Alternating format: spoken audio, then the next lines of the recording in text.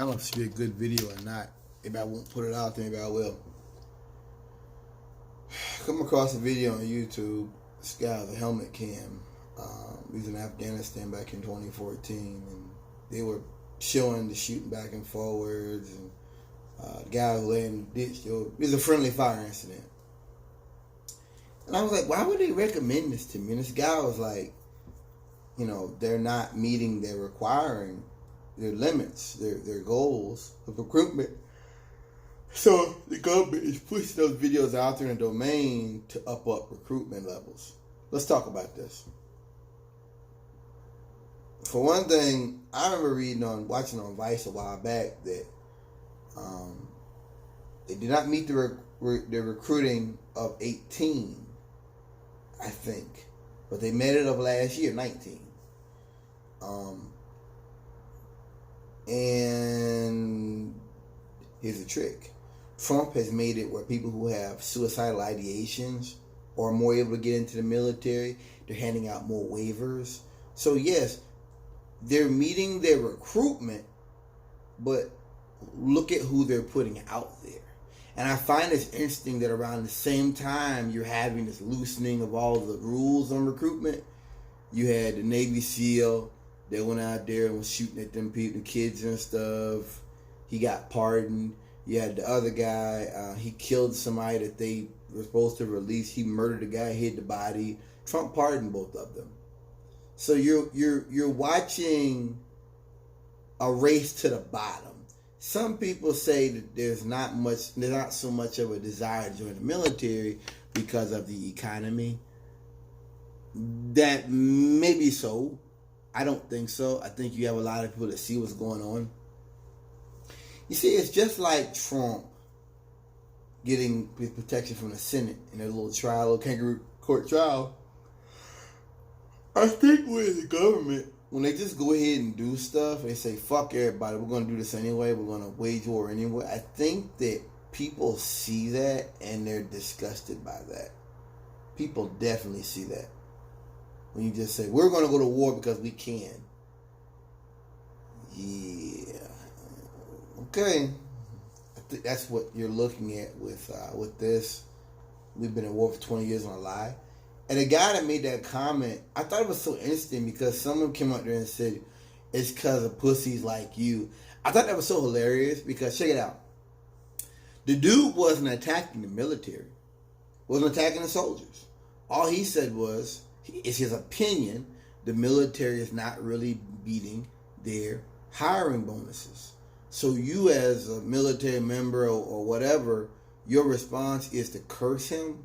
And to me, I love it. It's like when they say capper snick and capper snack and what's it, libtard. I love it. You know why? Because immaturity. That's all it is.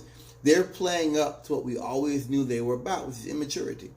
Oh yeah, I love to see stuff like that. It's just stuff that I always knew that it was about them. The immaturity, and then you have the stuff like in Richmond, where you had a bunch of white men running around with guns on, playing soldier. It's two sides of the same coin. You got immaturity and all this stupid ass ignorant sarcasm, and then you got a bunch of crackers wearing body armor that doesn't fit them. The helmet don't fit them with a damn 50 caliber rifle. It's just playing soldier. It's just like, wow, like this is the best you've got. This is the best the Caucasians got. Your response isn't what he's talking about, which is we've been at war, the politics of it. Is just your response to call him a pussy. I love it, man. I'm a pussy. I accept it. I'm a pussy. I have no interest in engaging in war crimes. I have no interest in joining a military to go fight in a war I consider to be a war crime. UN has already called it a war crime. They killed more civilians in Afghanistan last year than Taliban did. And so because I call you out for that, that makes me a pussy? Hey, I'm happy to say that makes me a pussy. That's right. I'm happy to say that. Because you got to understand the intelligence level of the people you're talking about here. Okay? To me, that's hilarious. Libtard. I love it. They are. They're just like they're the worst stereotypes of white trash there are. Real talk. I think that's laughable. And I think it's because in a way they know this stuff already and they don't care. They like the power of life and death. They like suiting up as a barbarian, strapped. They like that shit. And they don't really care about the politics of it. And so when you mention the politics of it, they get angry because you're right. Oh, yeah. See, it's kind of like that cop of Glenowitz out there in Illinois, G.I. Joe cop. He ran into the woods. He was two white men and a black man. And they found him dead. And turned out he set the whole thing up, beat himself, shot himself, and threw the gun. And they found out he was really embezzling money from the cadet fund. And there's videos, you can look at the videos out there of he's at the city council and they're like asking him, he's getting angry, just cursing and getting loud with the woman there. Yeah, because he was guilty. He was guilty. And he knew it. And they had him back to a corner. He was getting scared. That's how I see those comments of calling me a pussy, a libtard, a bitch, a commie. I love it. Because that's all you've got. That's all you've got. You engaged in a war for 20 years on the basis of a lie. And now you don't even know how to get out of that war.